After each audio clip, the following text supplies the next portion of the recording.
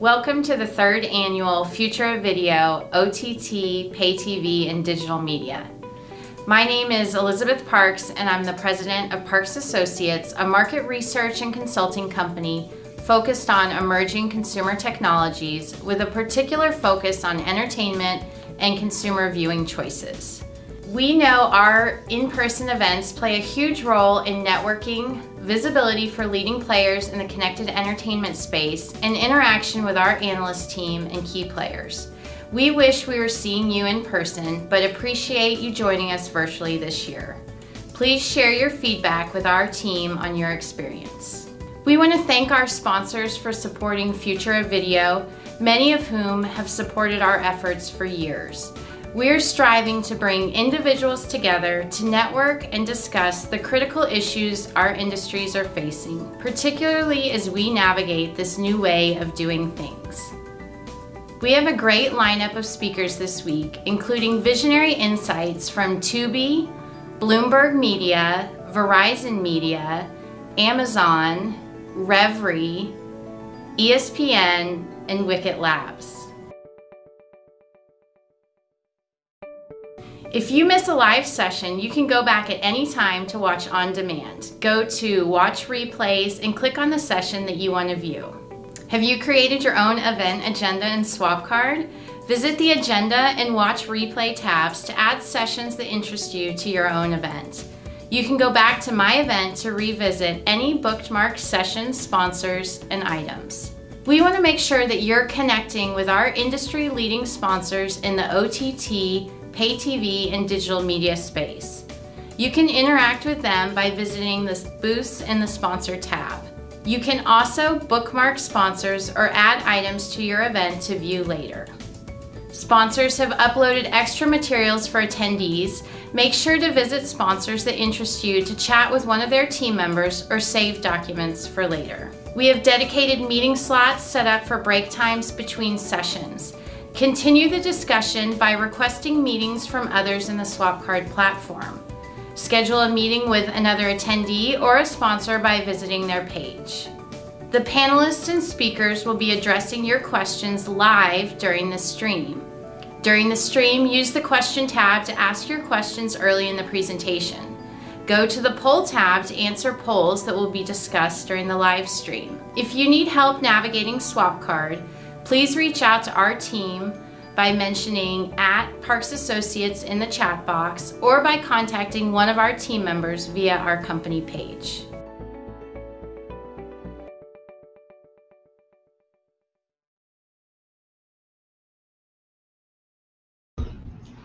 Good afternoon. I'm Jennifer Kent, Senior Director of Research at Parks Associates, and we're excited to get going in our afternoon session. Welcome back from the networking discussions, and I hope you were able to attend our great morning discussion on the rise of advertising and advertising-based video on-demand services. We are now turning our focus to OTT partnerships and partnerships on online video market in general, and how to make those successful and what makes for a great partnership. So we're going to start off this afternoon where I'm going to talk a little bit about interesting partnerships we're seeing, different partnership models, and what the benefits are of different partnerships. We're also going to hear a visionary insight talk from Damian Pelliccioni, who's the co-founder and CEO of Revry, and then follow that up with a full panel discussion with speakers from Comcast Technology Solutions, Liberty Global, Vizio, A&E Networks, and Fandango. And then, of course, following that panel discussion, we'll go back to those Zoom networking rooms and hear from you about perhaps some of the partnerships that you're engaged in and what you've seen work for you.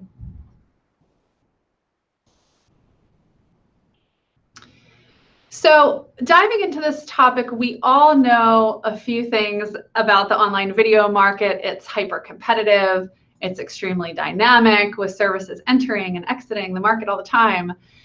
And no one can really go it alone, truly. It's a true ecosystem with content owners and service providers and platform players, technology and analytics partners, right? The devices, the connected devices that are the platforms to watch and access the content. And even advertisers all playing their parts to generate value for the end users and also, of course, for the companies involved. But where does one start? What makes a good partner? How do strategic interests align? And importantly, when is it better to partner to take advantage of complementary assets? And when is it better to compete? We're really focusing on the partnership angle in this session, and we see many different examples of partnerships and what they bring to the table for companies involved. So a partnership may help an OTT service rise out from the crowd, gaining visibility among a targeted segment of potential viewers. A partnership with an OTT player may help a traditional service provider or a telco differentiate its services from the competition. Of course, there may be revenue sharing deals to entice a player into a partnership. Perhaps there are cost benefits or benefits in the type of data one might be able to glean by working with another partner. Of course, this is by no means an exhaustive list, but let's look at some examples of partnerships, some long-standing, some new this year, to glean the advantages and strategies of these relationships. So the first one here, looking at Comcast and some of its partnerships that it's engaged in. In April 2018, Netflix announced a bundling partnership with pay TV provider Comcast and its Xfinity X1 TV service. This partnership is actually a continuation of a distribution relationship first forged back in 2016. So a long-standing partnership here. As part of the deal, Comcast bundles Netflix directly into its new and existing X1 TV packages and handles the unified billing for both services. The Comcast partnership is especially noteworthy because it joined together the leaders in the US SVOD space and the pay TV categories. And Netflix is one of the most viewed TV services on the X1 platform. And Comcast has mentioned that it's among the most searched service via its X1 voice-enabled remote. So Netflix receives greater ease of access for its users and exposure to all of Comcast's X1 customers. Comcast receives greater perceived ease of use by its X1 customers and improved positioning as the company's primary video source, including among OTT video services. Now, Netflix did begin working with pay TV providers in 2013 with UK's Virgin Media and Sweden's Cornhorn. You know, they both agreed to support the Netflix app on their TiVo set-top boxes. And they continue to partner with pay TV providers worldwide as part of its globalization strategy. And now, just last week, Comcast announced that its Xfinity cable customers can also stream CBS All Access, which of course becomes Paramount Plus in the new year, directly through the X1 set-top box. And it's the first pay TV provider to offer CBS All Access in this way. It's noteworthy, of course, because Comcast's Peacock service is a direct competitor to CBS All Access, but really speaks to the strength of CBS All Access's content and Comcast's desire to offer its pay TV customers really the best in streaming as well. Here's another traditional service provider offering streaming services. Suddenlink, which is owned by Altice, offers broadband subscribers free access to CuriosityStream, which is a streaming service with thousands of really documentaries, high-quality documentaries, nonfiction TV shows. It also offers its subscribers free access to Cheddar, which offers more business, tech, culture, headline news type content. In fact, Altice acquired Cheddar last year for about $200 million.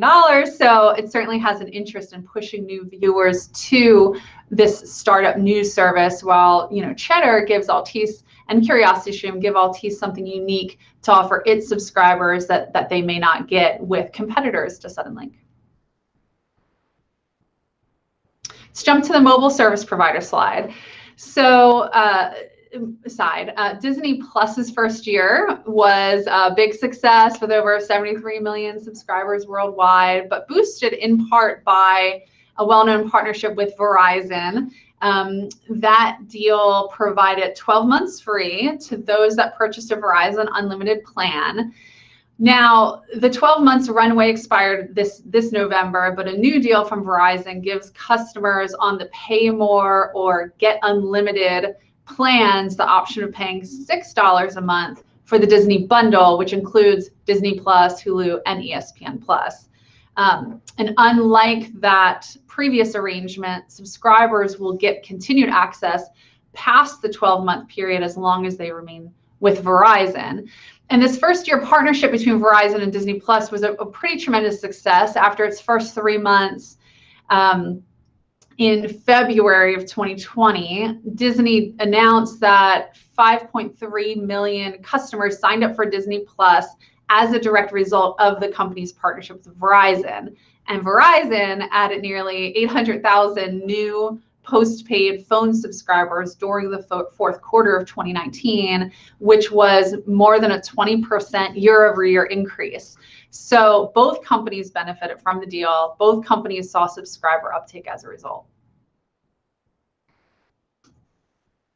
Now let's look at what's happening on the device side. In September 2020, Google announced its Chromecast with Google TV streaming media player, along with a bundle offer of that device plus 6 months of Netflix's standard plan for about $90. Now, typical pricing separately, right? So typical pricing of the device and 6 months of Netflix separately would amount to $130. So you're really getting about a $40 discount there with the bundle. So in this example, we have a device OEM bundling in an OTT service to help drive unit sales and an OTT service benefiting from potential new subscriber additions. Smart TV manufacturer Vizio has taken a different approach. Vizio works with over 200 streaming channels to bring free, typically ad-supported content directly to its TV owners. Many of those channels, of course, through a partnership with Pluto TV. Now, we have Vizio speaking later in the session on our panel, so I'll let them speak for themselves on their strategy and the benefits they're seeing from this partnership and a variety of partnerships that they're doing here. But it's no secret that the smart TV is gaining ground in the living room. Parks Associates data shows increases year after year. Consumers telling us that they are now using their smart TV as their primary streaming device. Of course, streaming media players being a leading device, but the smart TV, of course, gains ground every year, especially as user interfaces and content partnerships become more available and improve. So Vizio is a great example of a smart TV manufacturer that is leaning into this trend and getting streaming content directly to its users.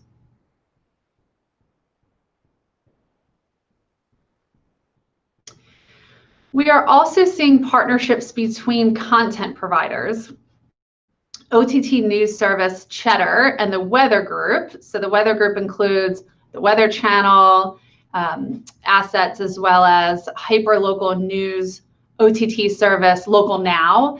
And then its third piece here, pattern is more of sort of a mobile first content. So they have a long-standing content distribution partnership, Cheddar and the Weather Group. And as part of this agreement, the Weather Group provides Local Now daily weather forecasts and other content, again, from that sort of mobile-first pattern platform to Cheddar, while Cheddar provides daily business updates to Local Now and the Weather Channel. So this partnership is an illustration of the growing trend whereby potentially competing services share complementary content. So for Cheddar, besides expanding its reach and exposure, it's an opportunity to use an established or work with an established and trusted brand in a content category that it may not master yet to complement their core competencies. And then for the Weather Group, it's an opportunity to partner with a growing OTT service, which has gained a lot of momentum recently with its acquisition by Altice to expand its footprint to potentially new audiences. And then there's another example below. Sports first online pay TV provider Fubo TV and daily fantasy sports provider FanDuel have a hybrid data sharing and content distribution partnership. So that partnership includes the integration of FanDuel betting data into Fubo TV's streaming platform, which is currently restricted to a handful of channels as I understand it, as well as the distribution of FanDuel's horse racing networks on the Fubo TV platform. And so by integrating real-time betting data into Fubo TV content, FanDuel gets added exposure for its service and its horse racing content to Fubo TV's sports-oriented viewership base, which is similar to that of FanDuel, right? Fubo TV gets to enrich its existing content with betting data that is an integral part of that live sports viewing experience for some consumers. Plus, that addition of the horse racing content via FanDuel's properties helps round out their sports coverage. Next, promotional partnerships. Crunchyroll and Twitch are a great example. First off, you can subscribe to Crunchyroll ad-free directly through the Twitch platform. But the companies have also engaged in unique promotional events over the years. In February this year, for instance, Twitch and Crunchyroll partnered to offer Twitch users a 5-day, 24/7 anime marathon. And that's something they've been doing at least as far back as 2017. And the result, Crunchyroll enhanced the awareness of its brand and service offering, leading to increased viewership of their free content and ultimately a potential bump in paid subscriptions. For Twitch, the partnership allowed it to showcase and promote their non-gaming content that's available on their platform. And finally, retailers, perhaps an unexpected partnership source given their focus on physical goods sales and distribution, but we know that Comcast is in talks with Walmart to design and distribute smart TVs. A co-branded smart TV under this partnership would run Comcast's internet-connected X1 software and give access to streaming services, including, of course, NBC Universal's Peacock. So this gives Comcast another direct means of distributing its pay TV and streaming services directly to users, in addition to that flex streaming media product that it's offered to the market. So if Comcast developed its own smart TV, it would not face the roadblocks of finding distribution through a distributor like a Roku TV or Amazon Fire TV. The inherent inclusion of Peacock within the software would help grow that service's future, as it's not currently available in some of the other platforms. I think just recently inked a deal with Roku. Walmart's unrivaled access to consumers, of course, would provide a pretty strong foundation on which to build a loyal base of subscribers, share advertising revenue perhaps, and develop some cross-brand identification here. So when is it better to partner to take advantage of complementary assets, to cross-brand promotion? When's it better to compete? We're going to be hearing about how various players in the ecosystem are making that judgment for themselves. First with our visionary speaker and then with our panelists. Throughout this session, I'd encourage you to go ahead and get your questions in for our speakers. We'll be sure to take those throughout this session, as well as to look at the polling questions tab, because we'll be coming to that as well. So up next, we have Damian Pelliccioni, the co-founder and CEO of Reverie, and just give us a minute to bring him in. We'll be right back.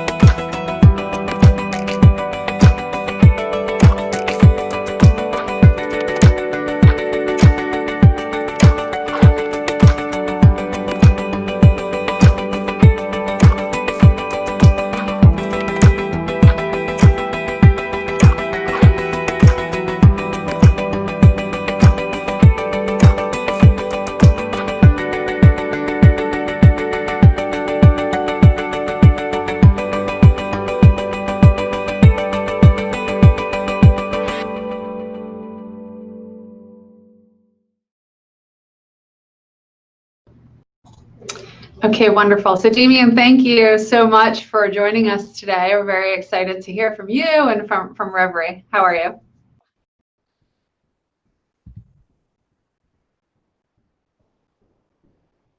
Damien, can you hear us? Looks like he might be having a little bit of trouble hearing us. So give us just a minute and we'll try and get his audio feed working so we can get into his great perspectives he's going to share with us. New research in Parks Associates, the next big three in OTT, finds 61% of U.S. broadband households subscribe to 2 or more OTT services as of 3Q 2020, up from 48% the previous year.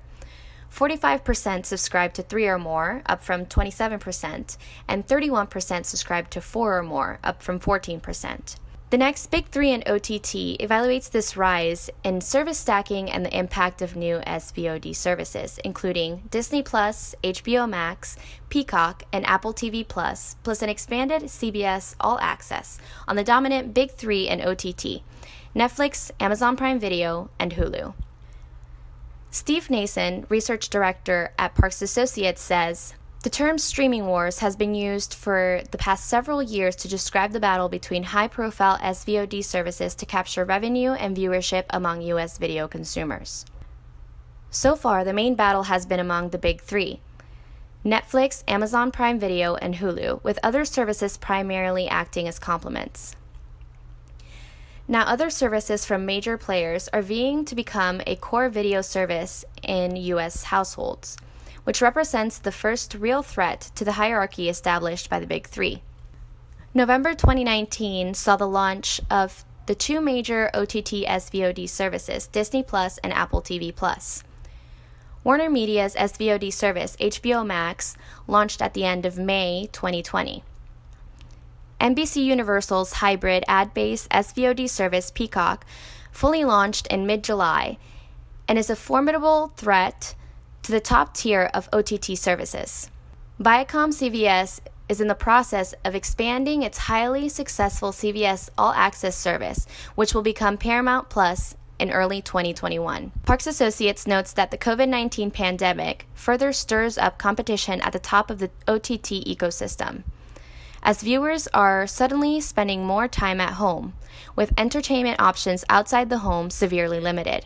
U.S. consumers are also facing an economic crisis that could drive them to limit their household spending, although people so far are showing a willingness to maintain multiple OTT subscriptions at once.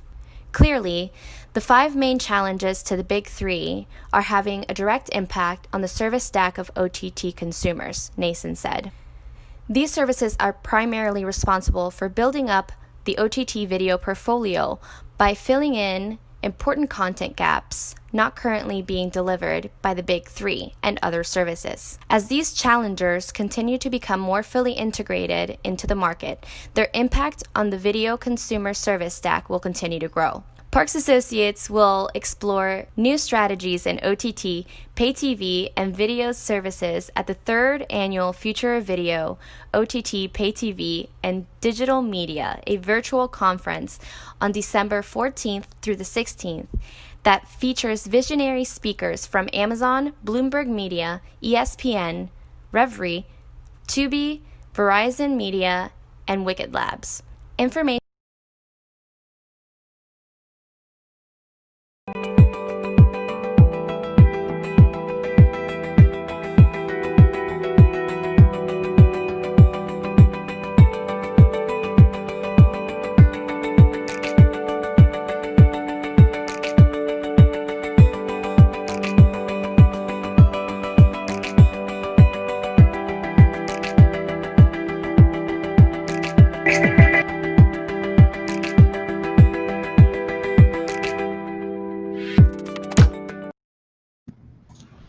Okay, thanks for bearing with us now. Damien, hi, can you hear me?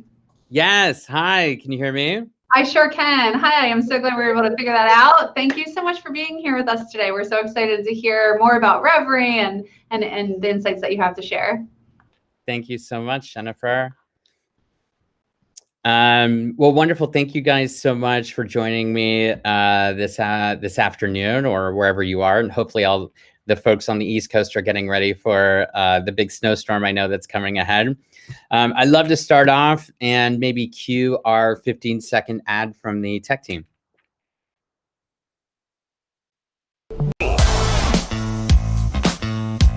We are queer. We are originals. Movies. Live television. We are Reverie.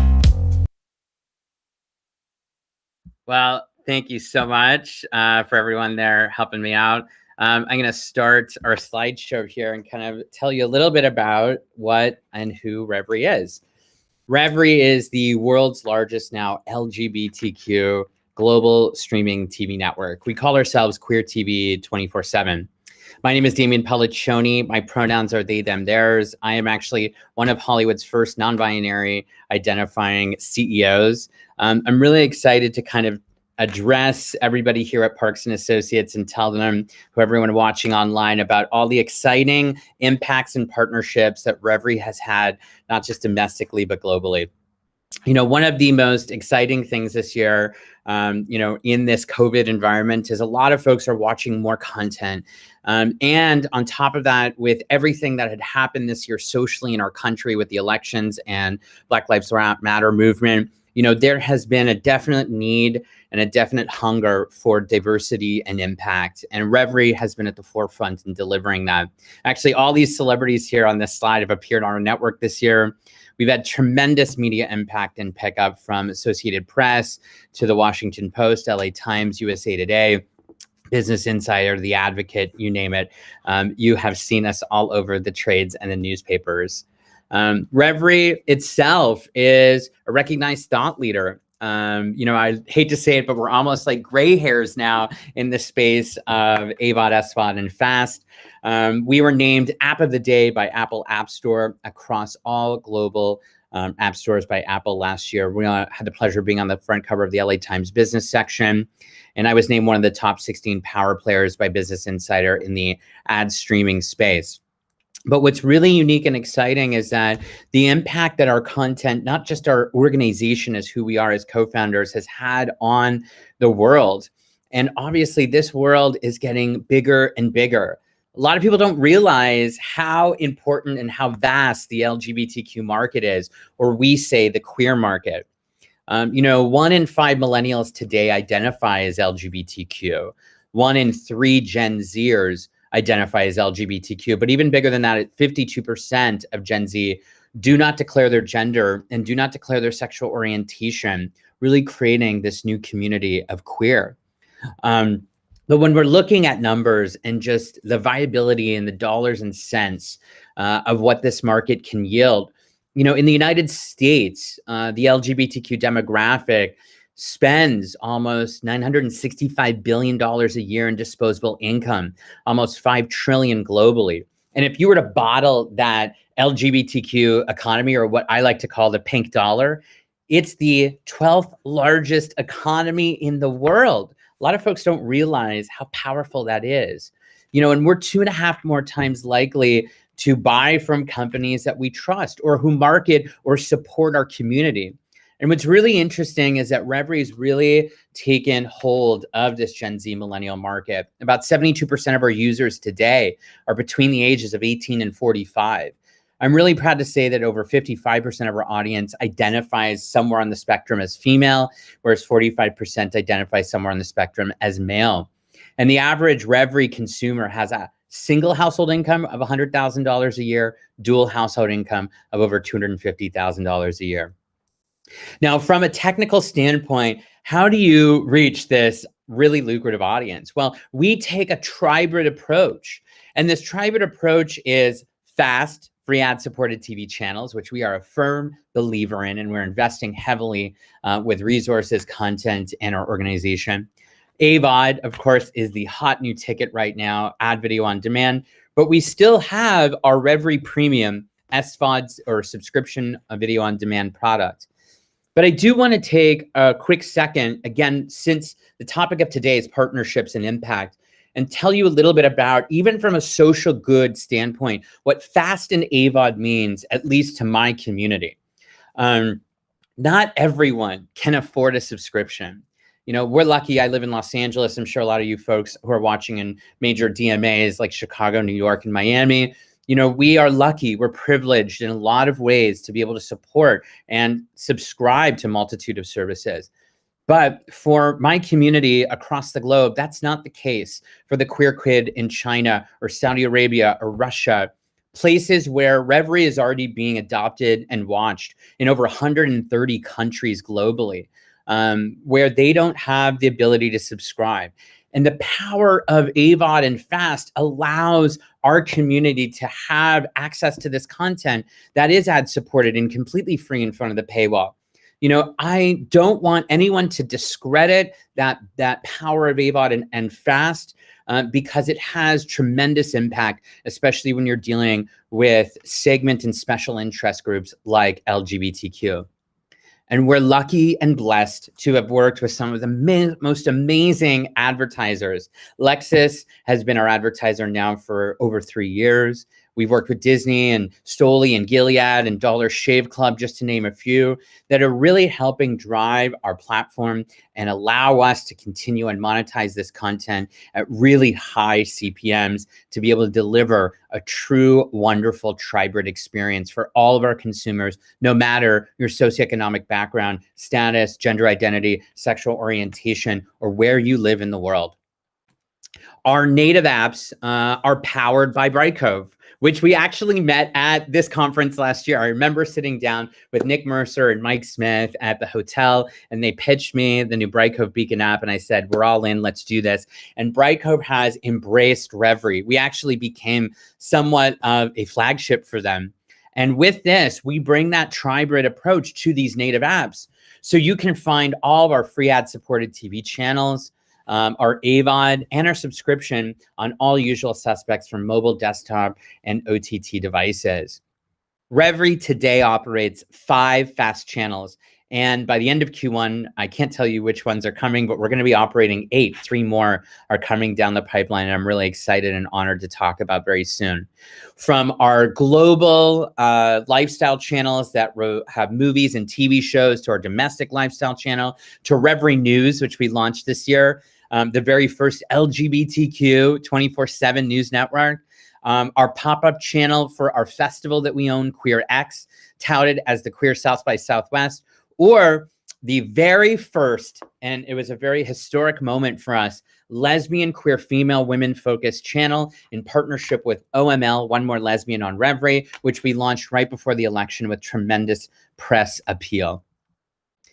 We are partnered with some amazing folks, from Vizio to Samsung to Comcast to Roku to Xumo to TiVo to Dell to Stir to Plex. Very soon, we're going to be announcing Philo, TV5, Video Elephant, Zeason, Foxum. We're on Local Now, Distro TV. These are just the partners that we launched this year. And this is about 15 different third-party partners that are aggregating either one or a multitude of channels that we provide. And next year, we are going to be launching 25 new ones, and new ones in bigger territories and in such massive environments that I am so excited to hopefully talk about at Parks and Associates next year. But let's get back to partnerships and what technology means, in the greater good of what we are providing our community on a global scale. We are lucky and honored to have also worked and been a beta user early on, and still one of the longest running partners to Frequency Studio, which we use as our playout system to be able to provide all of our third-party networks with our fast channels. What's really exciting, and I'll use a case use that we did this year, was we partnered with an organization called Interpride and Global Pride. Global Pride is an organization that represents over 100 Pride festivals across the world. This year, of course, because of COVID, we could not celebrate in the way that we used to, marching through the streets of New York and San Francisco. So Global Pride created this beautiful, amazing 27-hour continuous, no commercial, full live stream experience that traveled in over 24 continuous time zones. We grossed over 57 million views. And if it wasn't for partners like Frequency and even Brightcove, who are playing this out for us, with no hitches. Absolutely. I almost feel like it's a Guinness Book of World Record here with that 27-hour continuous live stream. We were able to really help our community celebrate Pride in a new way that had never been seen or done before. And also, having an impact with our technology partners like Bright Cove. And I want to really commend the team at Bright Cove because this year, Bright Cove created their first employee resource group that reflected LGBTQ employees.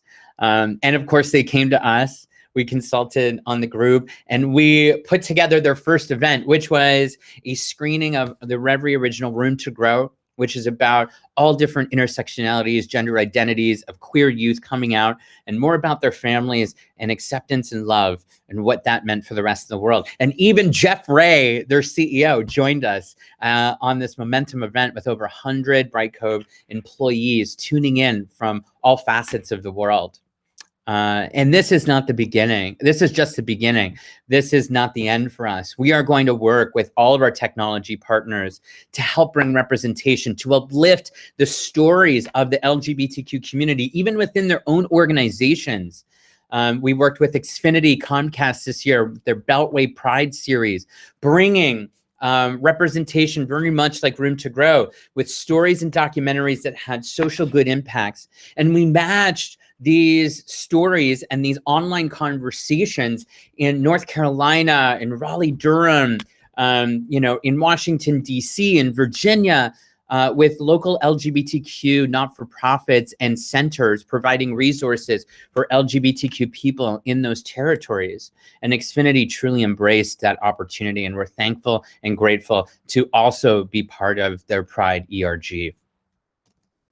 But the ERGs and these content partners are not the only way that we are creating impact. We have content partners like Gallica, the Gay and Lesbian Entertainment Critics Association. They put on this tremendous award show, pre-Oscar and pre-Emmy. It's the Dorian Awards, Film Awards or TV Awards. And yes, it is named after Dorian Gray. This year, the folks at Gallica produced this tremendous show. They had, Laverne Cox, Regina King, Janelle Monáe, Hugh Jackman, such big celebrities, contribute with videos and acceptance speeches and honoree speeches this year. Even Dan Levy, who's a personal hero of mine and a fellow Canadian as an immigrant, performed on the Dorian Awards. And we are a proud partner, and we'll be bringing that back to Reverie a week before the Oscars and a week before the Emmys this year. And then our own event, QueerX, which Flaunt Magazine calls the Queer South by Southwest. Of course, this year, it had to be reimagined. We'd always taken over the Whiskey Go-Go with some amazing music and performances, and the London Hotel with a cultural event and film screening series. But we couldn't do that. So we brought it onto our network, and we created a free ad-supported channel. We wanted the content and the filmmakers to be accessible in the widest possible range. And it was brought to you by Lexus, and we thank you guys so much for sponsoring that event. And it culminated on National Coming Out Day, which is Sunday, October 11th. And by the way, October is LGBTQ History Month. And on National Coming Out Day, we hosted a drive-in in downtown Los Angeles. At the same time, we actually live streamed the QueerX Award Show across all of our fast channels. It was a complete takeover during that primetime spot. And we had folks like Jennifer Lopez. We had folks like NBA Hall of Famer Isaiah Thomas. And I had the pleasure of introducing our now current president, Joe Biden, who sent a video with a special message for our community about the impact and the change that he will have once he takes office, which has now been certified, thank God. But at the end of the day, I want to take another moment to just talk about what representation means for you as a company, an entrepreneur, a startup, a studio, a technology provider, a playout system. Representation, not just with a not-for-profit, but for your for-profits, do and does have the power to change lives. And media, more than anything, is at that forefront. Before I introduce, my founders, my equal co-founders, I want to take a moment and just tell you a story some of the folks who've reached out to us to talk about the impact that Reverie, just as a streaming app, has had on their lives. When we first came out of the game in August of 2016, we actually launched at San Francisco Pride 2016. Macworld did an article about us, and I received a message, which I'll show you guys right now, from a young boy in Saudi Arabia on LinkedIn. He wrote me this message and said, I'm a gay closeted man in Saudi Arabia. I read an article on Macworld about Reverie, and I secretly downloaded the app to watch a new film. I never knew gay films existed before. I did not know that there were other people like me in the world. And I'm touched by Reverie and wanted to thank you for creating this app. This is just one story of many that we have had. This is what media can do. But the people who make the decisions, who have ownership, who are in executive roles, have to reflect who our community is, which is not one gender, not one race, not one sexual orientation, not one language, not one socioeconomic background. The queer community stands across everyone. And people who are watching today, you know someone who's part of our community. And they haven't had the easiest time to lead their authentic life. I'm lucky. I have wonderful parents. I have a husband. I have really great chosen family and friends here in Los Angeles. And I want to lead from example. So does LaShawna, Leah, and Chris, my 4 equal co-founders. And I'm 1/4 owner. I don't own any more equity than anyone you see on this page right here. Again, we believe the representation starts from ownership and it starts from leadership. Our founding team represents women, Latinx, African-American, veteran, immigrant, non-binary, LGBTQ, and the ally community. And the ally community, for those who don't know, is everyone who does not identify as LGBTQ. You are part of now the queer culture. And we're happy to say that 66% of our employees are women and 66% of our employees are people of color. This year was a tremendous and exciting year for us. We had the honor of participating in Goldman Sachs' first Black and Latinx entrepreneurial cohort. We partnered and participated with the National Gay and Lesbian Chamber of Commerce in their accelerator program. But more importantly, we were able to accelerate our growth during COVID to bring more content, more representation, more distribution into more homes, over 250 million homes to be exact, across not just the domestic USA, but also globally. And the last thing that I'll leave you with is another story that I love to share these stories, but another story about when I had the honor of speaking at Kashish last year, the LGBTQ Film Festival in Mumbai in India. And just to give you a little history here, in India, they only decriminalized LGBTQ 2 years ago in 2018 with the passing of Proposition. And so their Stonewall moment is 50 years, after ours. Luckily, they moved really quickly socially there. But I was their keynote speaker, and I went to India, had a tremendous experience, and I got to talk about how Reverie is trying to impact and shape what the community is across the globe through media and distribution, whether it's Fast AVOD or SVOD.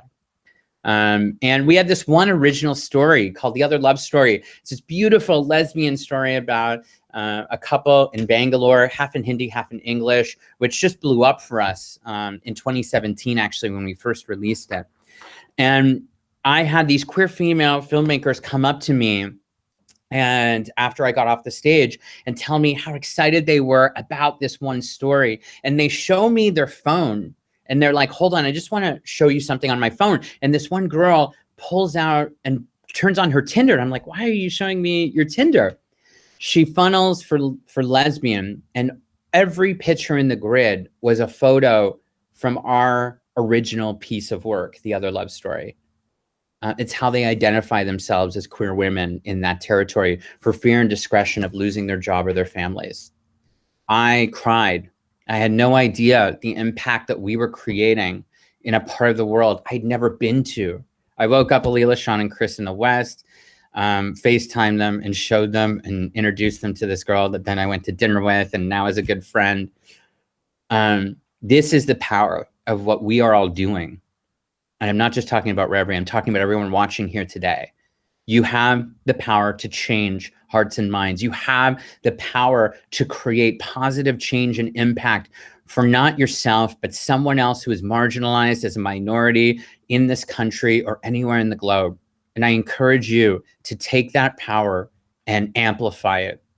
Thank you all so much. Thank you to Parks. This is my first keynote ever. And I just want to thank everyone for watching and tuning in today. Thank you all so much.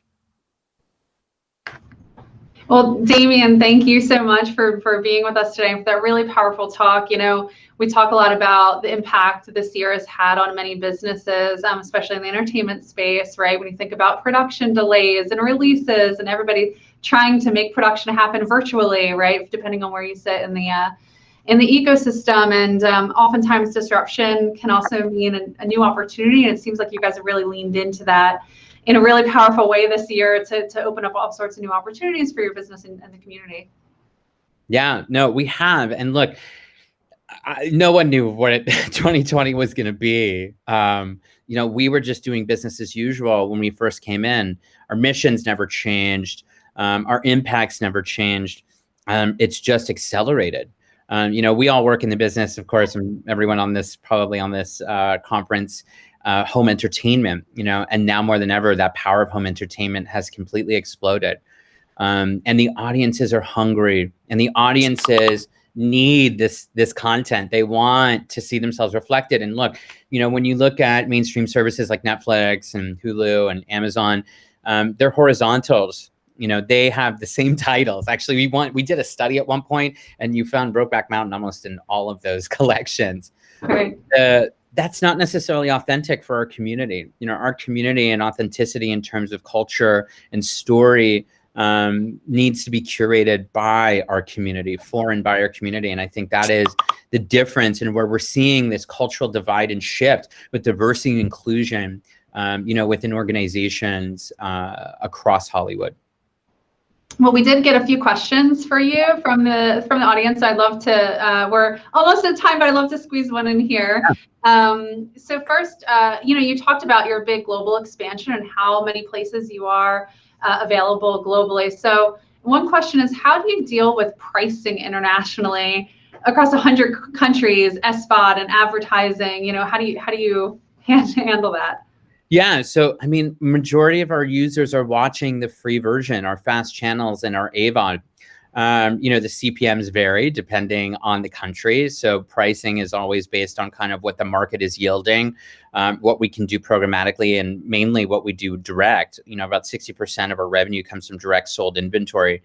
The subscription side, we are just starting to localize with some new technology at Brightcove to be able to bring those services. And we're going to come out with something very new very soon that will have kind of a more entry point level. So folks can get access to our subscription product. But just this past Black Friday, we gave away a 1-year subscription to Reverie for $1. And we may continue that for a while because, you know, again, it's about the access and giving the access to our community. Absolutely. Well, thank you so much for being here with us today. This is all the time we have, but we really appreciate your thoughts and your insights and your talk today. Thank you so much. Thank you. Happy holidays to everybody. Thanks. And to you as well. Well, so next we're going to move over to our panel and invite our panelists in to keep talking about partnerships and you know, how they think and engage with partnerships. Give us just a minute and we'll bring them in.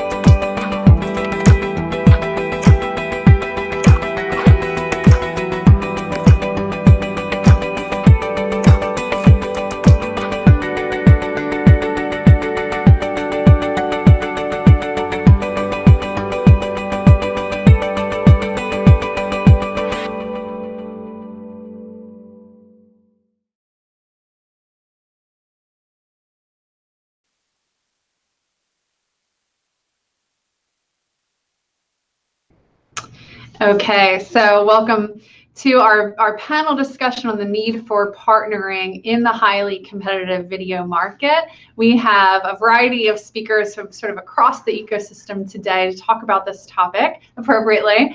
So I'm going to ask each of them to come in, introduce themselves, introduce their companies and or their organizations and their role at the organization to get us started. So first, we have Peter Gibson, who's Executive Director of Product for Comcast Technology Solutions. Hi, Peter, how are you? I'm doing well. How are you? I'm doing great. Thank you so much. Tell us a bit about yourself and about Comcast Technology Solutions. Yeah, sure, absolutely. And first off, thanks for having me on the panel. I look forward to the discussion today. So I oversee product for content and streaming providers business of Comcast Technology Solutions. And to give the audience a bit of background on Comcast Technology Solutions for those who aren't familiar, we provide technology and solutions across broadcast and digital media. We do that to advertisers, MVPD operators, content and streaming providers. As you can see from the slide here, we talk about it's all in our DNA. We think about this all the time with Comcast, delivering broadcast and digital video experiences and how to do that at scale with the resiliency across the technology stack. And we take those same principles into everything we do with our technology that we offer to our customers. We feature our suites here to give a better sense of the product portfolio. We're really in the space from post-production right up until play out and everything in between. And that's really our technology suite. We have over 200 partners that power the video ecosystem that we provide for our product and solutions to our customers. So this partner discussion is very much close to heart for Comcast Technology Solutions and content and streaming providers business. So I'm certainly looking forward to the conversation today. Wonderful. Thank you, Peter. Okay, next I'd like to invite Jody McAfee, who's the Senior Vice President of Marketing and Strategy at Vizio. Hi, Jody. How are you? I'm doing well, Jennifer. How are you? Great. Thank you. Tell us a little bit more about your role and also about Vizio. Well, being one of the leading smart TV manufacturers in the United States, I think Vizio's reputation in the marketplace speaks for itself, and most people are fairly aware of Vizio as a television brand. Our group is what is referred to as the platform business, and the team that I lead specifically is focused on marketing and strategy for that area of our business. I specifically used this particular image because SmartCast is the operating system for the entertainment experience on our TVs. And so this is the primary point of entry for that experience. And obviously, in the context of the conversation we're having around partnerships, I mean, first and foremost, this is a content delivery system. And so we focus every day on ensuring that the breadth and depth and richness of that experience, as well as everything around search, discovery, and personalization, is launched and managed and maintained with the consumer in mind. And so obviously, as consumers are continuing to adopt nonlinear and specifically OTT avenues for their content consumption, partnering with that content ecosystem and the likes of companies like Netflix and Peacock and Hulu and Amazon is absolutely critical to our success. Awesome. Thank you so much, Jody, and for telling us about that group within Vizio that you're working with. You're definitely going to come back to the device perspective and the platform perspective in our conversation. Next, let's introduce Jen Taylor. Jen is a VP of Digital Audience Development with A&E Networks. Hi, Jen. Hi there. A&E Networks is a global media company most known for A&E History and Lifetime's television channels. What you might not know, which you now see on the slide, is that about 5 years ago, we went into the direct-to-consumer business, launching three now, subscription video on-demand products. History Vault Lifetime Movie Club, and A&E Crime Central, which is currently available via distribution partners and will be launching as an owned and operated product this March. I'm responsible for growing and retaining the audience across all of our digital platforms. These subscription services are definitely a big part of that offering, which is why I'm here to chat with you today. Great. Thank you so much. Great to have you with us, Jen. We also have Mark Young, who's the SVP of Global Strategy, Business and Corporate Development with Fandango. Hi, Mark. Hi, good morning. How are Thanks you? for having me. Great. Tell us a little bit more about your role at Fandango and Fandango's variety of plays here in the ecosystem. Yeah, so as you mentioned, I oversee global strategy, corporate and business development across the ecosystem. So we are the leading in and out of home entertainment network for premium movies and TV. And we work across the entire consumer life cycle, from awareness to discovery to planning to buying to watching and sharing. And we have leading brands that underpin that life cycle, like Rotten Tomatoes, Fandango, Fandango Now, and Vudu. We also have a B2B side of our business with gift cards and Fandango Rewards. And it's a very great way for us to reach consumers offline to get them onto the digital ecosystem. Awesome. Thank you. We also have Bob Layton with Liberty Global. He's the SVP of Liberty Global. And do we have Bob? Okay. So he's, I think, having a little trouble with his audio. So we're going to work to bring him into the conversation as he's able to. But let's go ahead and get started. First, I'd love to understand a little bit of just sort of the level of activity of partnerships, right? So as I mentioned in some of my slides in the beginning, right, there's this decision of, do you compete, do you partner, do you complement, where are you looking to make some good bets, and who you partner with. Just maybe compared to 2 years ago, what's sort of your activity level partnering with others sort of external to your organization across the video ecosystem? And maybe we can start with Jen there. Sure. So partnerships has definitely increased as a priority over the last few years. Partnering with our distribution partners or platforms that our products are available on has always been something that we've worked on. But it's in the last 6 months or so that we've really looked to identify other organizations, platforms, other marketing groups, other products, other streamers to work with. I think it's really hard to build awareness for a product, especially niche products like ours. So if you can band together with somebody else, it's definitely the best way to do it. Great. And how about Jody, from your perspective? Vizio seems to be adding new partners to the platform, all the time. Can you tell us about sort of the level of activity now versus maybe a couple years ago? Yeah. Our team, one of our primary constituents internally is our business development team, who strikes all of our partnerships, and we of late have been referring to that effort as drinking from a fire hose.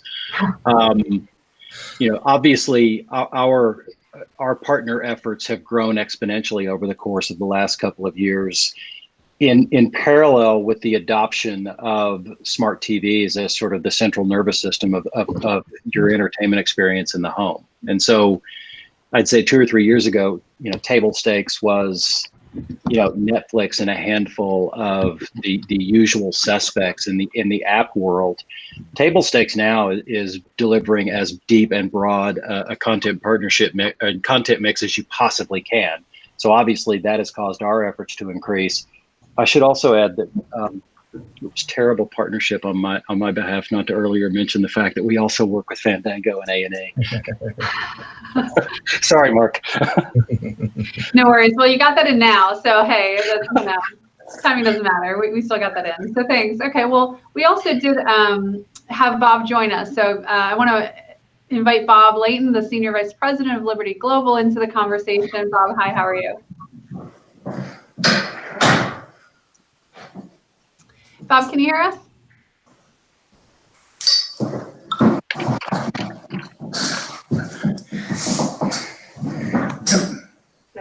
Okay. Hey, Bob. Can you hear us there? I can.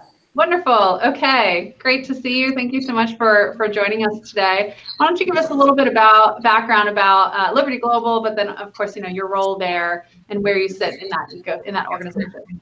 Sure.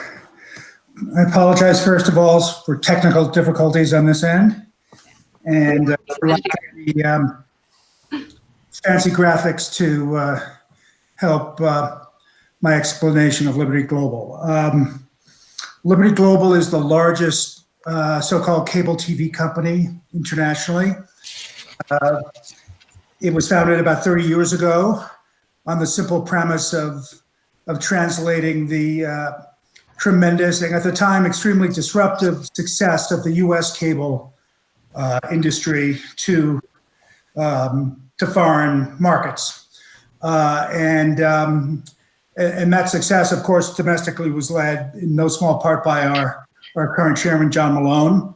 And at that time, of course, what I say so-called because what we still call cable TV was or is at the time was driven. The success of it was driven solely by video and the unique product advantages that video, both in choice and variety of channels, the cable TV provided versus broadcast TV. That was all that was available at the time. And so that drove the success internationally as well for a while. Of course, these days, cable TV, the hero product is much more about broadband as measured in gigabytes or megabytes, as well as mobile telephony. But we're still in the video business, but those are the business has evolved. And from the beginning, it was a business that would not have succeeded without partnerships all along the ecosystem. Of course, the issue right now is the game is changing, and the partners of old, the partnerships of old have to evolve along the way. So that's basically Liberty Global, old line cable, so-called cable TV company, MVPD in a nutshell. Thanks. Absolutely, and thanks for being here. And I think that perspective is really so interesting. I'd love to hear a little bit more about, what new ways you're thinking about partnerships now, right? From your part of the ecosystem, what is that pay TV, traditional cable TV, perspective on what is maybe the new bundle look like if you're leaning into the broadband side, maybe partnerships with OTT services, look new and different and interesting. So, where are you seeing the opportunities for partnerships today? Well, as I said, across the entire range of the ecosystem, as I think may have been mentioned in a previous presentation, our Operation Virgin Media in the UK was the very first internationally to do a distribution deal with Netflix. Because I think, and that's really to the point. I mean, even in of course, one big mega transition that we're all wrestling with is the transition from a wholesale to more of a direct-to-consumer model. But even mighty Netflix and Disney Plus wouldn't be, putting those tens of millions of subscriber numbers on the board if not for tactically doing partnership distribution deals out there. So for us, as I said, we were literally the first to put aside a lot of the concerns about our lunch in effect being eaten to the extent we'd be competitive in the video space. Instead, we kind of leaned into it, and that's probably a perfect example of recognizing, like I said, the business is changing, and particularly as I said earlier, our total revenue and margins from the broadband and mobile telephony business have transformed to be far more significant. So that's where we've put our attention, in recent decade or so. Absolutely, changing with the times, and best to be on the lead end of that change. Let me bring Mark into the discussion with Fandango. Maybe you can tell us a little bit about not just sort of the upper end of partnerships, but what are you really trying to achieve with the partnerships that you're engaging in? Yeah, so I mean, I think we start with the premise, the basics of understanding, what are we trying to achieve around capability sets and audience reach and monetization. And so we'll start with, should we build it internally? Should we partner? Should we buy? But partnering certainly is a big part of our strategy and continues to be even more so. I think for us, as we think about our Vudu and Fandango Now streaming and video on demand platform, certainly with smart TV manufacturers, connected device streaming devices, as well as game consoles have been really the focus for our services to reach audiences at scale. We also, with Vizio and Jody and team, do a lot of co-partnerships, as an example, around seasonal titles and things that we can make sure get in front of the consumer on a timely basis through curation and editorial. An example where we've gone deep on partnerships is with Roku. So we are an embedded home entertainment service on Roku's home screen. And the benefits of that have been we both see the consumer friction being taken out of the system, both not only in discovery, but single sign-on and the payment platform. So we have a variety of partnerships that are very deep, as I mentioned, with Roku, but also really from a monetization distribution perspective, allow us to have the largest addressable audience. So let me follow up there a little bit on how those kind of deeper partnerships work, or how you decide, when to engage in those. So obviously there's always a risk too of a partnership that you engage in, and what do you have to maybe give up in a partnership, or when you engage with somebody. So how has a deep partnership really kind of worked for you? Is it a long-term, planning thing? What are the roadblocks maybe along the way? What else can you share there?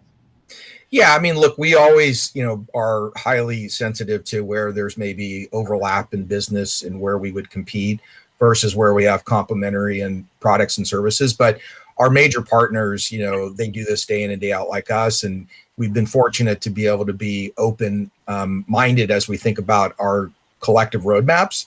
I think where it really comes together at the end of the day, we look at all these different acronyms, whether it's SVOD, TVOD, AVOD, they're all entertainment consumers. And we do see from our business, which is more transactional on the TVOD and PVOD side, there's tremendous over-indexing or overlapping of Venn diagrams of those consumers. In many cases, it's even overlapping out of the home consumption, which is our Fandango ticketing business. So really the underlying coming together and where do we see value creation on both sides is, for example, with the smart TV manufacturers, we think we bring more product selection and choice, particularly around first run movies. And that just benefits not only with a revenue share agreement, but also with more time spent on those platforms. So for us, it's not about fragmentation of just a single offering. It's about how do you offer more choice across not only products, but business models as well. Mm-hmm. I was interested, obviously, Fandango, because you have the ticketing business and movie theaters having the year, right, that they're having, the struggling that they're having, whether, leaning into the device manufacturers, for instance, and focusing sort of on the new release video side, if that's somewhere you need to play more, right? As you kind of have to shift to adapt to these conditions this year. Yeah, I mean, I think one of the best examples when early in the COVID situation we're in, NBC, our parent company, decided to release Trolls on premium video on demand. And we had the opportunity to educate our theatrical consumer base on the traditional ticketing side of our business through a carousel that we merchandise just for what you could watch in the home as a first run movie. So we promoted Trolls to that traditional ticketing audience, and we saw tremendous conversion, not only into our mobile apps, but also into our connected TV device partners. And so that's the example of the overlap that I was talking about of consumers, but also the opportunity for us as an aggregator of audiences and as a conversion funnel into not only our owned and operated platforms, but our third-party platforms, where we see benefit. Yeah, and it seems like that direct to streaming, new windowing plans, right, are likely to continue into 2021. So you're setting that new consumer expectation, now with these first, or educating the consumer how they can access those releases now. That's right. And what we hope to be is, and we think we've got the right data sets and the right orientation with our brands and the trust that they already have with us, is we should be best at merchandising what you want to see. So if it's a first run movie in the home, and we know you went out of the home post-COVID to see a movie, we should know what cycle you're in consuming entertainment, and be best at presenting what might fit your lifestyle and your use cases. Yep.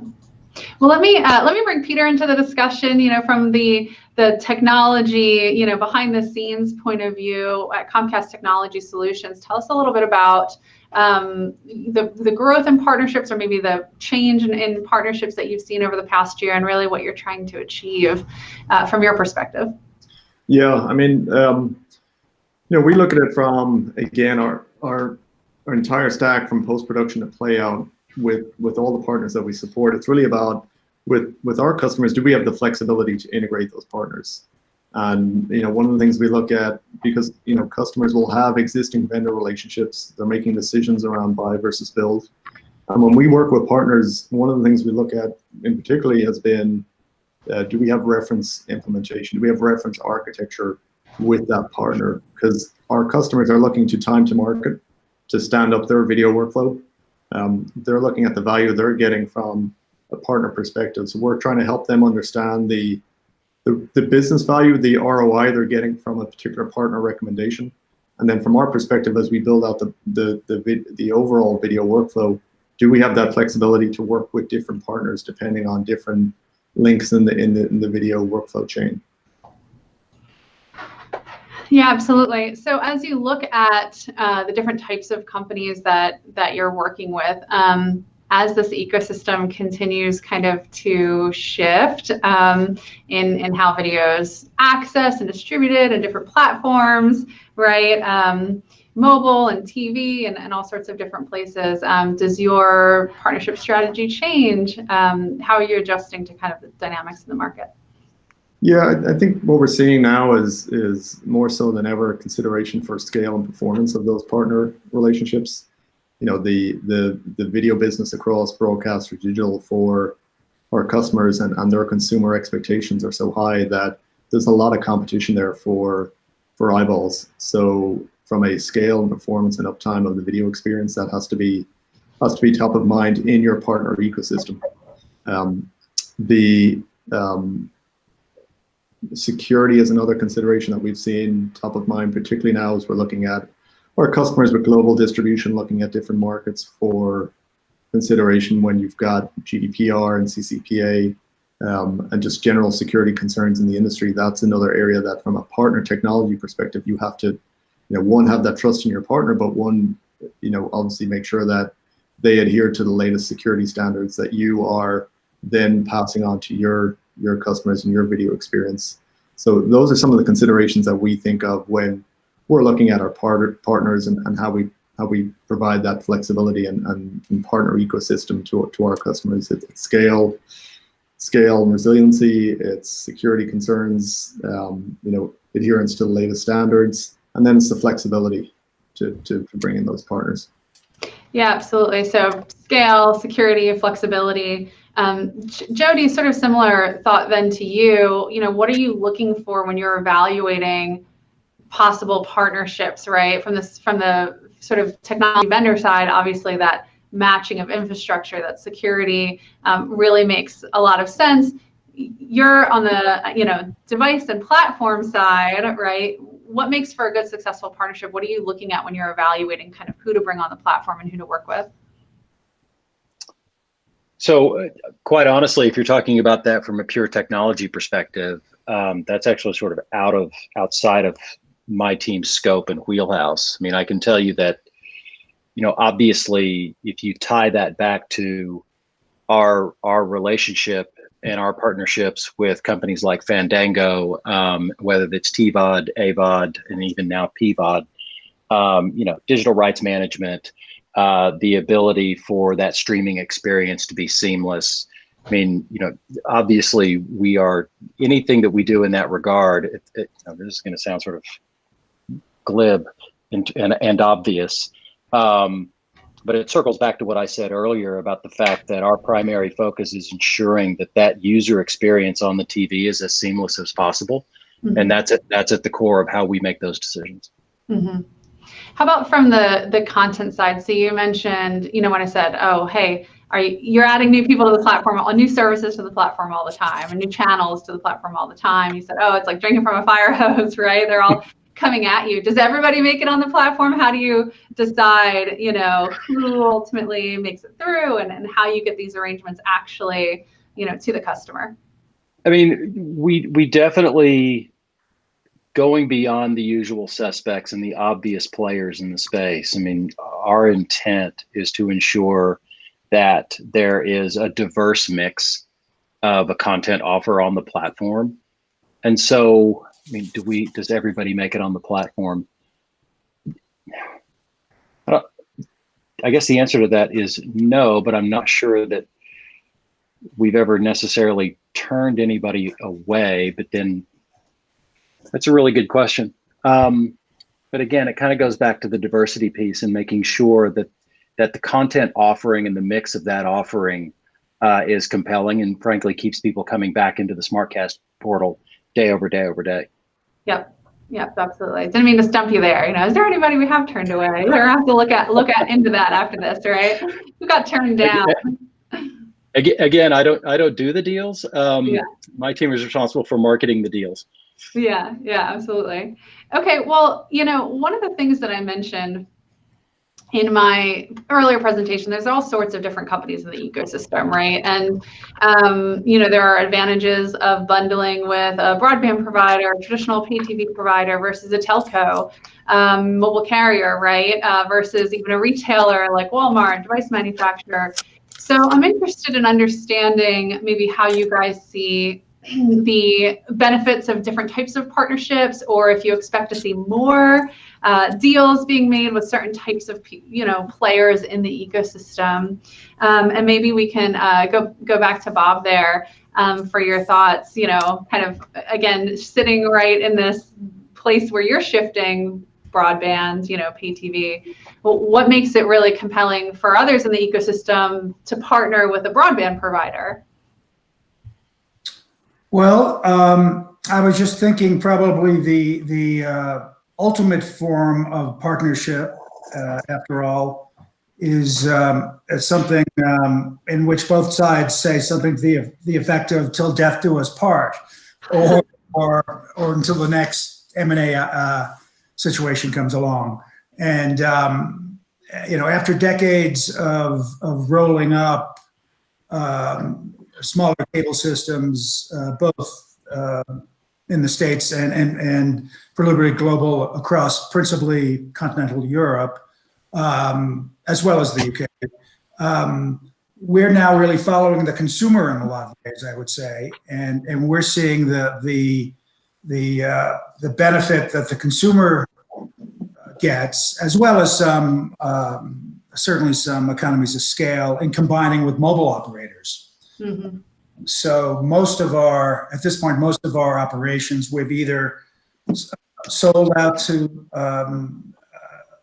incumbent mobile operators, or we have actually purchased some mobile operators, most recently in Switzerland, or we've done a number of JVs, 50-50 JVs. So in a way, that's our ultimate, as I said, that's the ultimate form of partnerships that we are in the midst of forming right now. Again, I would submit really recognizing, going back to the consumer preferences.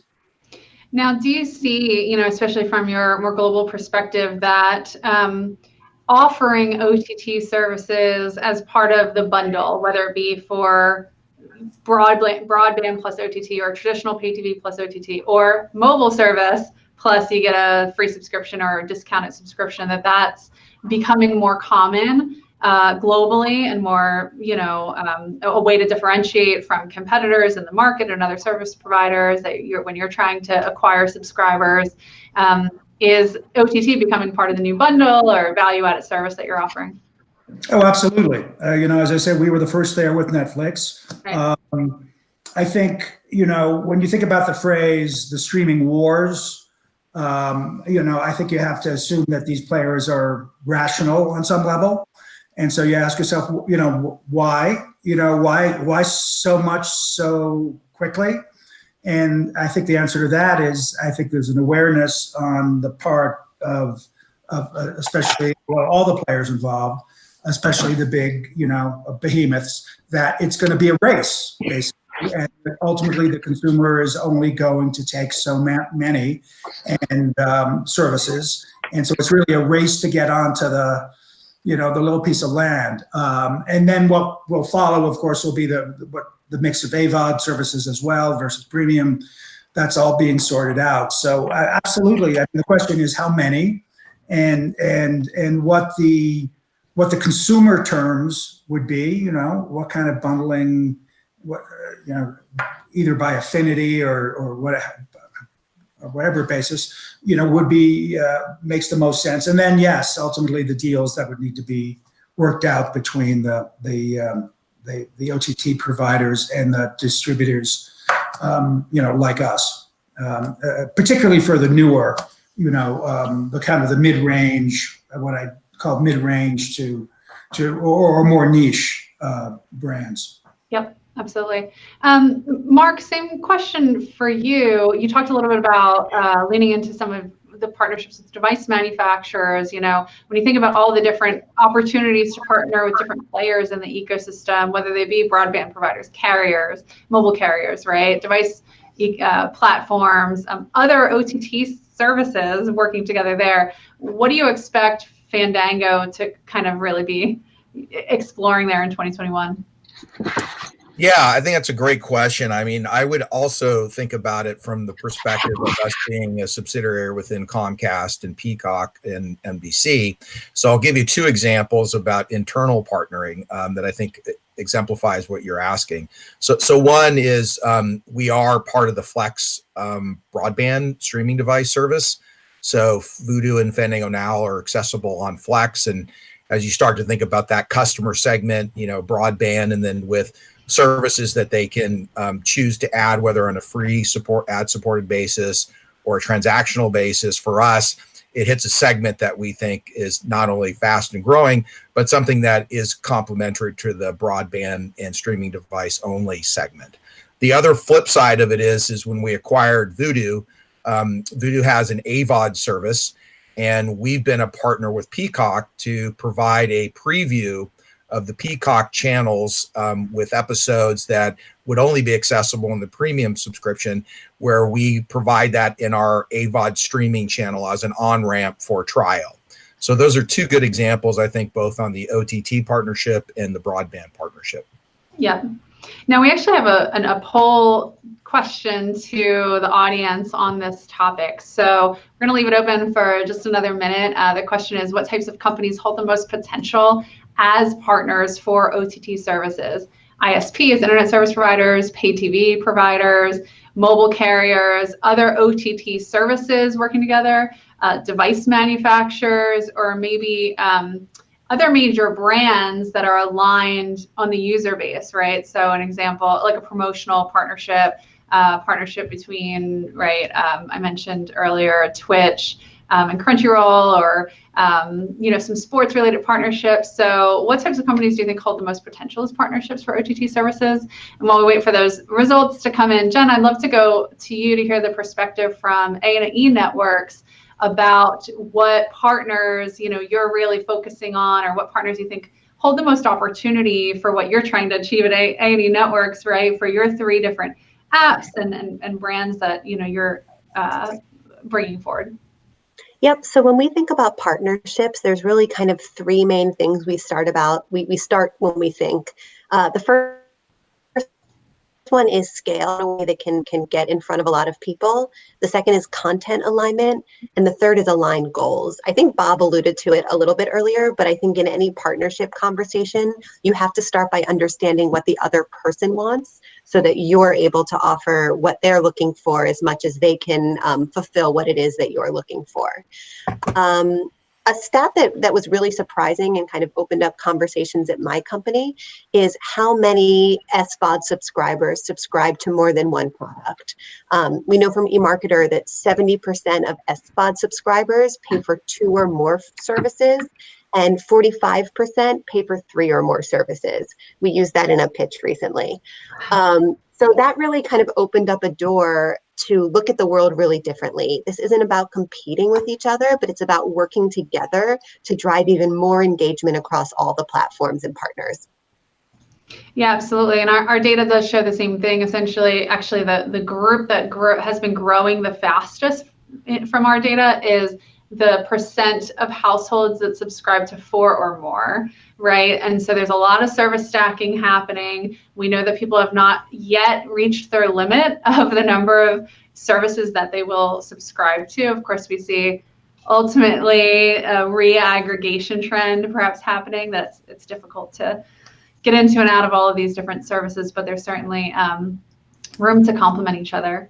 So the results of our poll here from our attendees, the types of companies that hold the most potential as partners for OTT services. So the leader is by far device manufacturers, actually about 31, up they're changing the percentage line. Okay, 38% of our attendees feel that device manufacturers really hold the most potential as partners for OTT services. And so that's general, right? That's smart TVs, that's streaming media players, mobile phone, right? Even manufacturers. After that, 19% said ISPs, 13% said pay TV providers, 13% mobile carriers, of course. For many, many brands have a play in each of those spaces. And then finally, 13% said major brands aligned on user base. So device manufacturers, the clear winner here. So Jody, I think that Vizio may be continuing to drink from the fire hose for a while. I was going to ask how many of my Vizio colleagues are logged into this thing. Yeah. Well, we definitely have seen from Parks Associates data that the smart TV is, having a big rise in the percent of consumers who are saying they're using it as a primary and preferred platform in their home.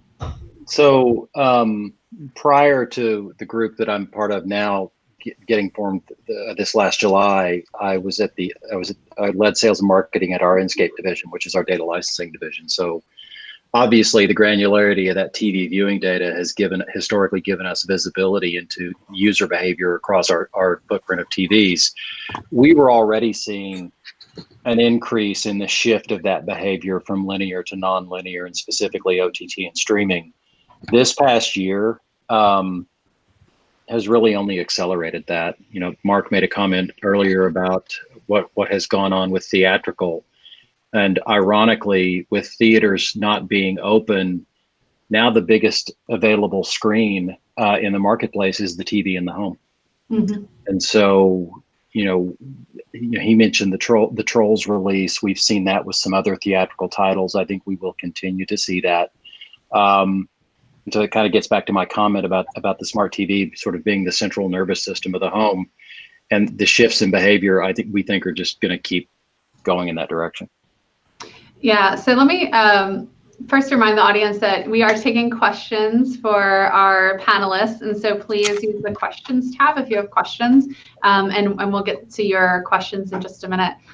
Jody, I'd love to go back to you though on smart TVs. So one of the issues that smart TVs have had, let's say compared to streaming media players in the past, is their long product life cycle and consumers' ability to trust that their interfaces will be updated and they'll get, easy and high quality access and to the services that they want for a device that they're going to own for a really long time. Can you talk about maybe how things have changed the past couple of years and how you think about supporting that customer? Because of course the product life cycle for TV is going to be very different than like a streaming media player. So I think two things have transpired. Full disclosure, before joining Vizio and Inscape, I was at Samsung. And so I've sort of been part of the evolution of the smart TV market now for going on a decade. Jeez. So much of that has to do with chipsets and processing power, and that has obviously evolved exponentially over the course of the last 2 years. So look, a smart TV is just a computer. And so the capabilities have become faster, more nimble, more dynamic.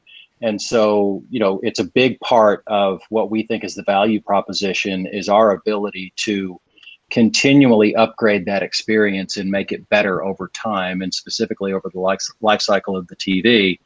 The same premise applies in terms of our ability to not only upgrade the experience, but to do that with the times, and so to keep up with the marketplace and to make that experience better. Mm-hmm. Do you find that more of your buyers are really leaning into the services that you're offering and the content that you're offering compared with, if you think of other purchase factors for a TV, very traditionally it was hardware, and it was the pixels, the size, the price, probably the top three things, right? So now that you're offering this platform of services, how does that change the buying decision for smart TVs? So we think that a compelling part of the story, beyond, to your point, thin bezel and picture quality, is that entertainment experience. And so that's a big area of focus for our team, is this idea of, okay, you bought this TV, what are you going to get with it? How compelling is that entertainment experience? So to us, that is super important. Okay, great. Well, so let me actually go back to Peter. When we think about partnerships generally, what trends do you foresee, coming out in the next year, where we might maybe see some new types of partners, maybe partnerships around genre or genre bundles, right? Or different partnerships as companies more expand globally. Are there other trends that you want to point to from your perspective in the ecosystem? Yeah, I think in terms of genre bundles, that's the flexibility in your workflow to be able to support those different types of genres and bundles that you want to provide to your consumers. I think trends that we'll see continue to be prevalent in 21 are, AI technology. We look to integrate best-in-class technology across our video workflow that we provide to our customers, and a large part of that is looking at AI across all parts of the video stream. So I think we'll continue to see that heavily in 21. The other area that we've seen as well, particularly this year, and I think we'll continue to see it into next year around COVID, is with production cycles being impacted. Our customers are looking at their content library, their long tail content library, and looking at unique ways where they can be creative for virtual or pop-up channels and look at additional distribution opportunities. So we want to partner with them for that distribution, the ability to drive those virtual or pop-up channel experiences. I think that's another area that we'll continue to see, as we saw expand heavily the latter part of this year and into next year. Those are really areas that I think will be top of mind, particularly across our customer base. Yeah, let me follow up on the AI point of view, because of course that is becoming more important for services to be able to have available. We know that AI is really important for discovery of services, for personalization, but also in things like understanding purchaser behaviors and patterns, and who's going to churn and who's about to drop off.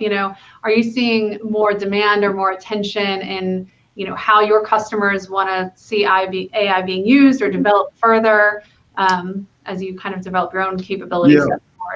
Yeah, absolutely. You hit right on, and we're seeing it across, both in the video supply workflow in terms of, metadata augmentation, scene detection, all components of how they can introduce AI into the video workflow for efficiencies in their business. But likewise on the consumer side, around understanding consumer viewing habits, and how do you use AI to take all the data that's available from looking at cohorts of users that you have across your content, understanding your content spend, how do you drive your marketing and your campaigning based on consumption across your platform. So it's the AI technology that enables to take in those viewing habits, that consumer metadata, those subscription packages and business models that you have around your content that your subscribers have access to. It's taking all that and using AI to power then, more intuitive experiences, but ultimately help our customers drive their business efficiently to maximize, their revenue and their, the opportunities for them to drive different business models or license windows based on consumer viewing habits. So they can have that flexibility to tune how they license their content, whether that's AVOD, TVOD, or SVOD. But this is based on the intelligence that's given to them by some of the AI technology that we're starting to see in the marketplace. That's become, I think key and central to driving your broadcast and your digital consumer viewing experiences.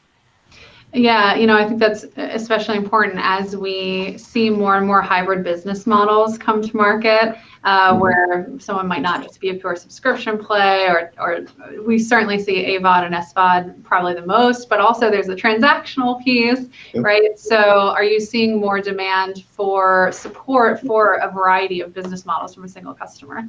Yeah, we are, and I think we've all seen it in the industry as it shifted over many years back to where we are today and where we may be in a few years from now. You have to have that flexibility that's driven by the consumer in the marketplace, and whether that's in your particularly when you look at your audience, and we're seeing global expansion. So there's different license models that work in different parts, in different regions that you have to be able to support. So I think in the past, where it was very much a charge towards an SVOD license model, I think now you're looking at freemium models, you're looking at ad supported models, you're just looking at, again, content owners looking to have that flexibility, and then based on the consumer viewing habits, then they're tuning that to maximize the revenue opportunity potential of their content. Yeah. Okay, well, let me go back to Jody here on the question about new trends and partnerships that you might expect. So I mentioned the idea of, let's say, genre bundles or more global partnerships. What do you see coming, from your vantage point of Vizio? So I'll start with the global piece first. I mean, we are an American-based television company, and we primarily sell TVs in the United States. So, I mean, it kind of the scope of our focus is a much narrower swim lane than what you'll hear from someone like Bob. In terms of new trends, I mean, at a very high level, my expectation is that as we evolve as a company, that people have been talking about fast channels, people have been talking about bundles, people have been talking about unbundles, people have been talking about rebundles. I would expect that our point of view and how we continue to evolve is going to go back to what I said at the very beginning of this entire panel, which is first and foremost, we have a reputation for delivering value and innovation. And so I would expect that as and when those types of changes put us in a position to deliver value and innovation to our consumers, we will evolve accordingly. I can't speak specifically to, I think we're going to offer X type of bundle, but we will always make those decisions from the perspective of, is this good for our end user? Mm-hmm. Great. Well, let me go back to Jen with A&E Networks. From your point of view, as offering very interesting specific content. So I know you had the History Channel app that you were mentioning, and then there's some true crime, very unique user groups, perspectives for this content. Are you looking at other external partnerships that align around the content, around that particular viewer segment, either as a promotional thing, raise visibility? What sort of other partnerships are you guys focusing on? Yep, we're looking at everything right now. I think I'll talk about two different examples of partnerships that recently launched that are very different. The first example is we partnered with Amazon to be a part of Amazon Prime. So that's an example of where we are one of many partners offering a price discount.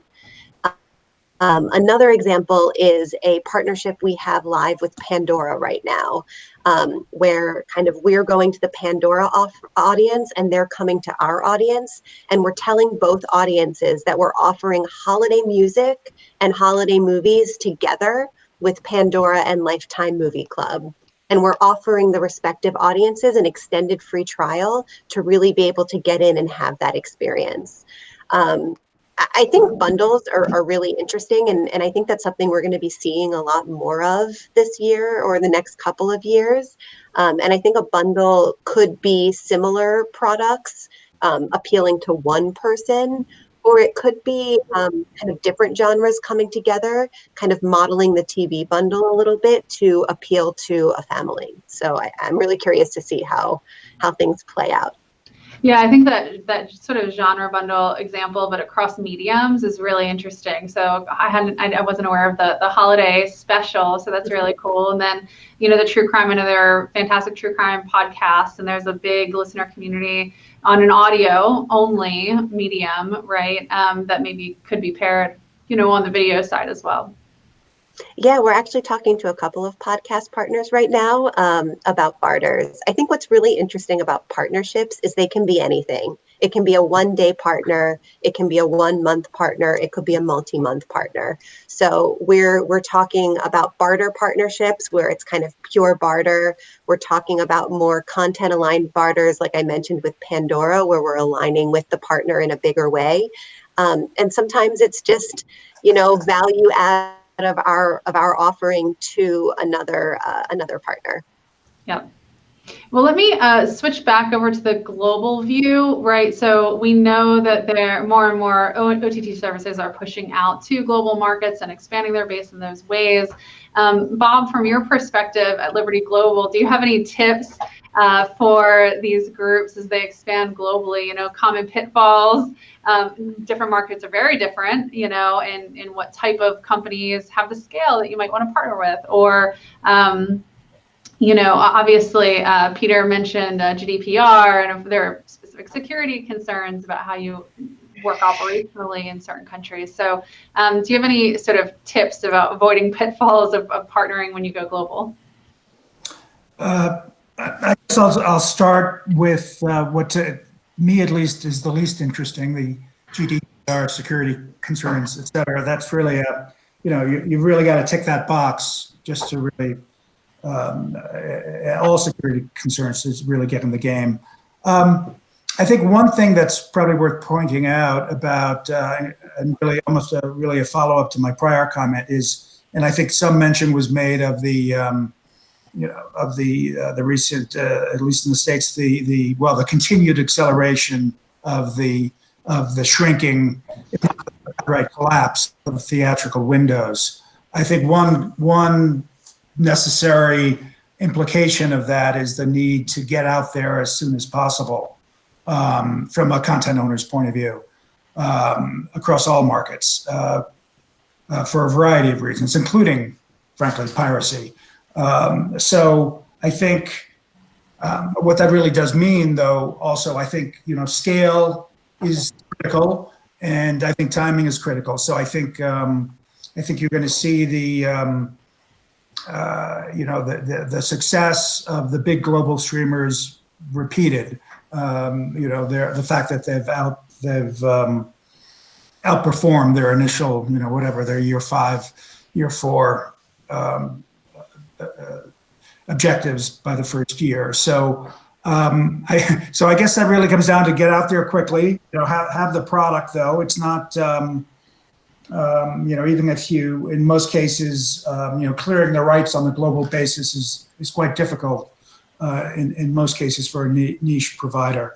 And so again, another factor that does tend to favor the big rights owner. But one way or the other, it will sort itself out over the long term. And we're really just, of course, retailers. And as you've heard many times, and I can't emphasize enough, responding to really what the consumer wants. Yep. Well, Mark, let me also ask you to going off of something that Bob said specifically on windowing and the timing of releases and how important that is internationally. As you think about that for the way that Fandango is involved with, big releases, how do you think about working that differently globally? Yeah, I think of it from a couple perspectives. I mean, certainly within the U.S., our transactional and ticketing businesses are primarily focused on North America. Certainly there's been interest in us expanding outside the U.S. I don't have anything to announce at this point, but where we kind of see most of our demand coming in is for Rotten Tomatoes and movie clips. Yeah. So Rotten Tomatoes audience is primarily outside the U.S. In markets like India and China that have large populations and their own film product. And so for us, we've seen a real increase in demand to work with OTT providers from a discovery perspective using Rotten Tomatoes, not only as a rating brand, but as an editorial and curation brand. Mm-hmm. And then on movie clips, which is primarily on YouTube, it's the largest MCN multi-channel network with about 75 million subscribers. For us, that becomes a real top of the funnel video discovery with short form content into services. So we look at our businesses, when I said around the customer life cycle, it's the awareness and discovery brands that we see are really resonating globally for us. Yeah, that's really interesting. So we do have a question from the audience here. Could it be fair to think that some of the partnering and bundling is just the easier way for known brands to address the digital market without requiring the expense of remodeling their businesses to handle this on their own? So I think specifically talking, of course, about traditional pay TV providers and, broadband folks that, again, bundling instead of and partnering instead of sort of remaking their businesses. Bob, what do you think about that? Well, I mean, ultimately, a brand, of course, is a promise, ultimately on a consumer level. It is a thicket out there of new channels. So that explains, I think, a rationale for the brands, but needing to evolve for the new markets. I think the latter part of the question said, it's certainly no substitute for evolving the product to meet what the consumer, the way they want it and how they want it, and for it to stand out really, and in today's market, as things have evolved. Yeah, certainly, and of course, if you can serve to the consumer what they expect from that brand by bundling and partnering as opposed to remaking the service, and that's a cheaper way to do it. I mean, that seems like a good strategy. But we actually are at time, and so I want to thank our panelists for their insights and for their time and for joining me today. After this, we are going to break into the networking sessions. And so our team will be putting a link in the chat tab of the viewing platform that you can follow right over to the Zoom breakout discussions. And we welcome all of you there. I, of course, want to thank our sponsors, Salesforce, Comcast Technology Solutions. Thank you, Peter, and to your team. ContentWise, Verizon Media, UITV, Amdocs Media, Panthera, and Verimatrix for sponsoring Future of Video. As you know, it's been quite a year and quite a task for our team to go from in-person events to virtual, and we couldn't have done it without your support. So thank you so much, as well as to our supporters who get the word out about Future of Video. So thank you to them as well. We will be back at 3 o'clock. So please, again, we've got about 45 minutes for networking discussion, and please join those, take a break, and then we'll be back at 3 o'clock focused on, that's 3 o'clock Central Time, navigating a new world, COVID-19 impact on video viewing, and we'll have some Parks Associates data about what we've seen in the entertainment space in our consumer survey data to present, as well as some more great discussion with industry leaders. So thank you all, and we'll see you back in about 45 minutes.